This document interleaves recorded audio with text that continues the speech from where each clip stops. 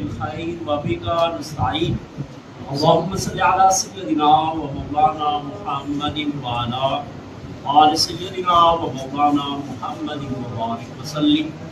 صلاة والسلام عليك يا رسول الله وعلى آلك وصحبك يا رسول رب العالمين بسم الله الرحمن الرحيم شیطان جو ہے یعدکم وعدہ کرتا ہے تمہارے ساتھ، امید دلاتا ہے، یعدکم الفقر مفلسی، شیطان تمہارے ساتھ تمہیں وعدہ کرتا ہے تمہارے ساتھ یا ڈراتا ہے تمہیں فقر سے،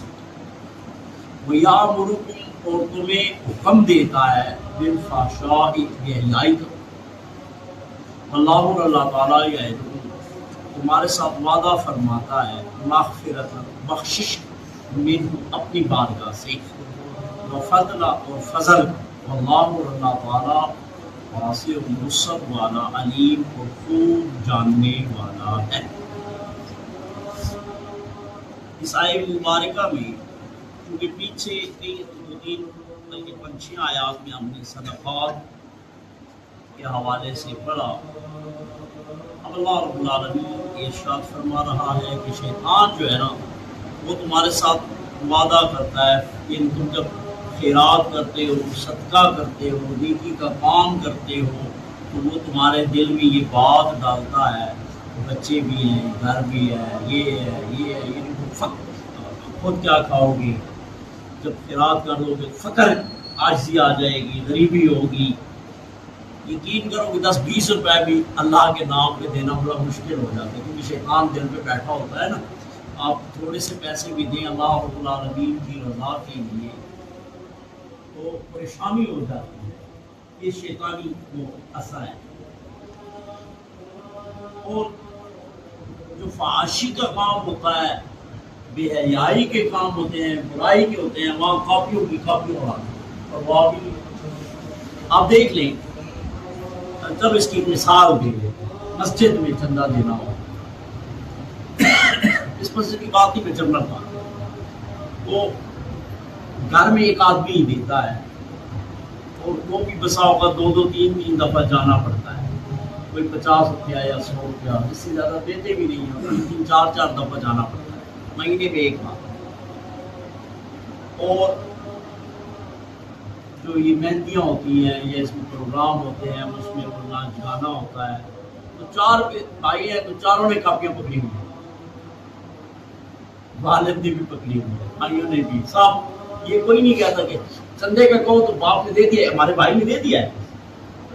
لیکن اس میں 4-5 لوگوں نے کاپیاں سارے بھائیوں نے پکڑی ہوئی ہے۔ ان کو کبھی دیکھا ہے کہ 4-5 بھائی اکٹھے ہو کے 10-10 روپے چندہ دے؟ نہیں دے، ایک بھی دیتا ہے تو اس کا ایک بڑا احسان کرتے ہیں،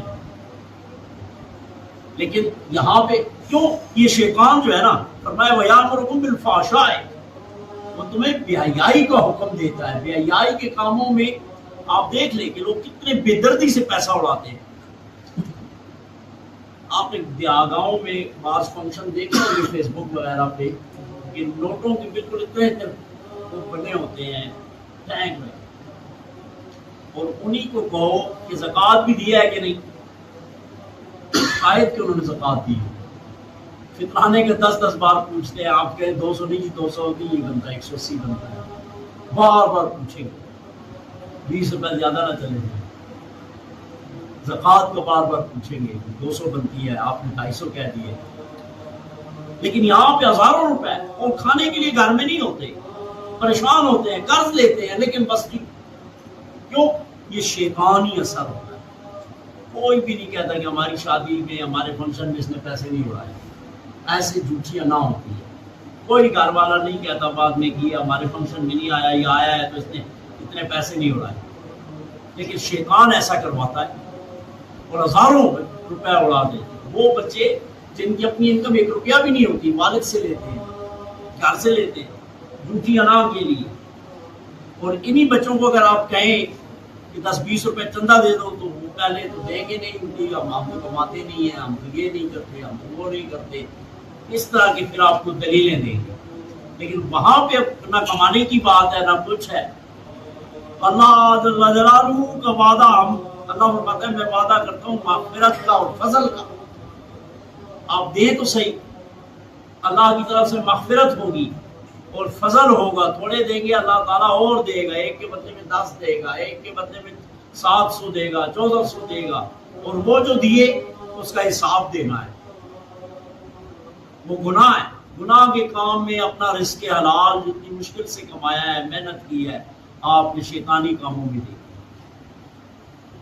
صرف یہ تو ایک مثال ہے, اور بہت سارے کام ہو سکتے ہیں, لیکن یہ ایک میں نے موٹی سی مثال دی ہے کہ ہم فضول کاموں میں تو ہزاروں روپے رسم و رواج میں صدقہ خیرات کریں گے تو بڑا مسئلہ ہوتا ہے. لیکن فضول رسموں میں یہ عقیقہ ہے, یہ مطلب فلانی چیز ہے, یہ فلانی سالگرہ ہے, اور یہ ہے وہ ہے. عقیقہ کرنا سنت تو ہے, لیکن ہم سنت تو نہیں کرتے نا, سنت کام تو نہیں کرتے. رسم و رواج, سالگرہ پہ اتنی بڑی بڑی رسم و رواج,